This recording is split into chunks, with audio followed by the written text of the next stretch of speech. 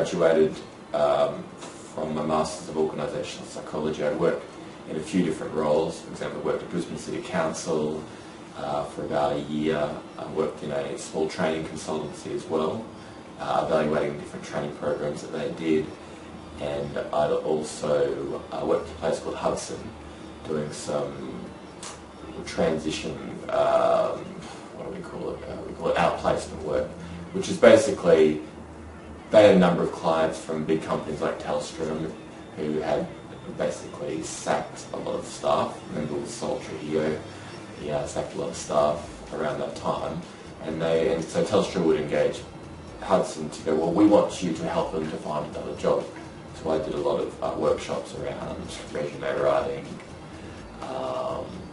networking, all that kind of stuff. And then I also went over to London, the city of Westminster, which is basically like Brisbane City Council, for about a year. I worked over there for a year, and I was an organisational development advisor. They're all these very big words, but as I was saying with my job at Hudson, like, the workshops were fun, but they weren't that engaging for me. You know, teaching people how to write resumes and how to network is a very important skill, but I just felt it was, I don't know, I wasn't using my psychology training to its full potential, so to speak.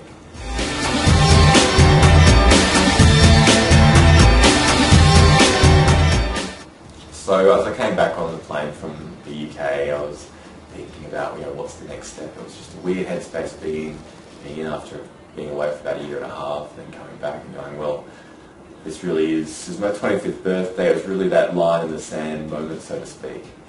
And yeah, just trying to work out what I wanted to do with my life. And it was the GFC as well. I wasn't sure how many jobs were going to be available. And when I came back to Australia, it was like, what GFC? In London, it was all doom and gloom, but over in Australia, it was like it hadn't even hit. But I knew that I wanted to work for myself, and that was quite a big jump for me.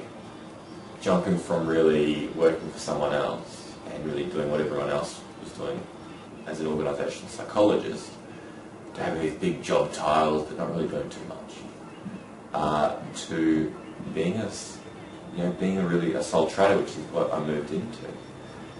And so when I came back over about a 6-month period, I set up my psychology practice, and I had a supervisor, and he related it to the walk through the desert, and it was so accurate.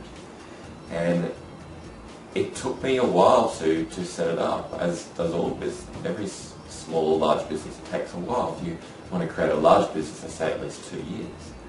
And I would speak to him maybe every month or every couple of weeks, and there'll be times where I'm like, I really want this to work, but I'm just so frustrated that it isn't. Maybe I should be going and working for some big company. And I'll naturally be comparing myself a little bit to other people who I went to university with.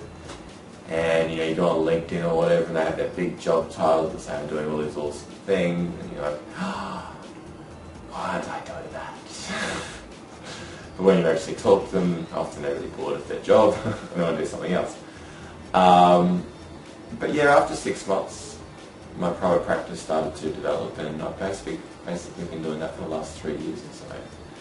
And it's been a really, really good move on my behalf to do that. The work's a lot more meaningful, and I'm probably making more money and working less hours.